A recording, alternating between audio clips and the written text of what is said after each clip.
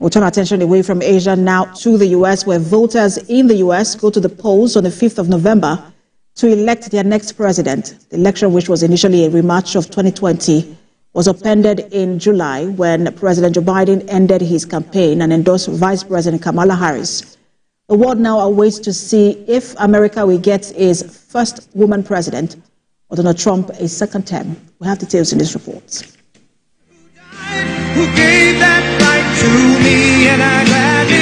With less than a month to go until the election for President of the United States, Republican and Democratic candidates, as well as the supporters, are ramping up campaigns ahead of the polls.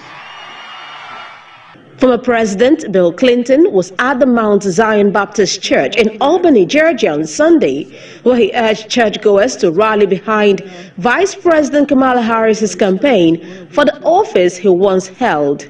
Georgia is one of the 7 states seen as pivotal in this year's presidential race, and turnout among black voters could hold the key for Democrats to win the state's 16 electoral vote. I'm just telling you, this whole election and the future of the country is turning out to be what people who were sort of on the fence about voting are going to do in the next 3.5 weeks.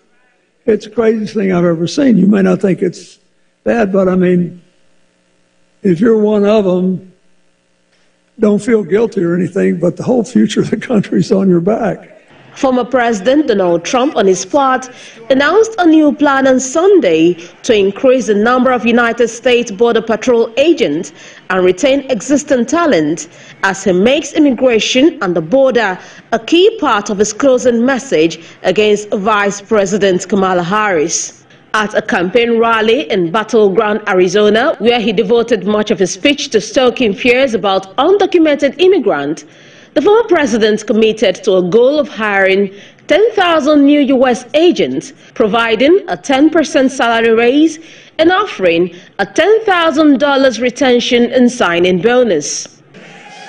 But after I win, I will be asking Congress immediately to approve a 10% raise. I haven't had one in a long time for all agents. And a $10,000 each retention and signing bonus. So we're going to retain them. We're going to retain them. It's almost like being a great baseball player or football player, but not quite as much money, but not bad, right? We can hire and keep the Border Patrol agents that we need to keep, and we can also bring in a lot of new ones, really great ones, and we're going to have our choice. I think we're going to have our choice. There's going to be a whole new spirit. This is a group that really needs spirit because they're protecting us, they're protecting our lives here. America, I have a message for you.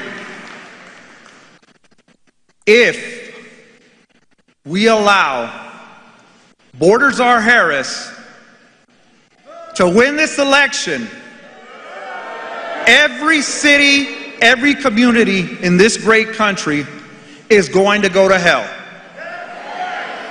The untold millions of people, unvetted, who she has allowed into this country that are committing murders, rapes, robberies, burglaries, and every other crime will continue to put our country in peril.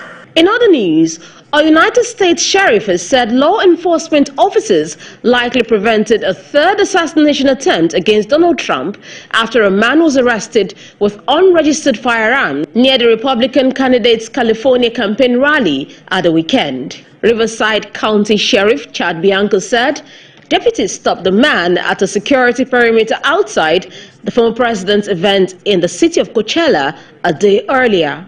A joint federal investigation into the matter is underway. What his frame of mind was, all we can do is speculate unless we truly just want to believe anything that he tells us. We didn't arrest him for going inside the facility. We arrested him for having guns, illegal guns in his car. A series of polls suggest Kamala Harris is losing ground to Donald Trump. VP Harris's lead over Mr. Trump has narrowed or vanished outright as the race for the White House approaches the final stretch, according to 3 polls released on Sunday. In the latest NBC News poll, the Democratic and Republican candidates are tied nationally at 48% ahead of the 5th of November vote, a turnaround from a 5-point lead for Ms. Harris in the same survey last month.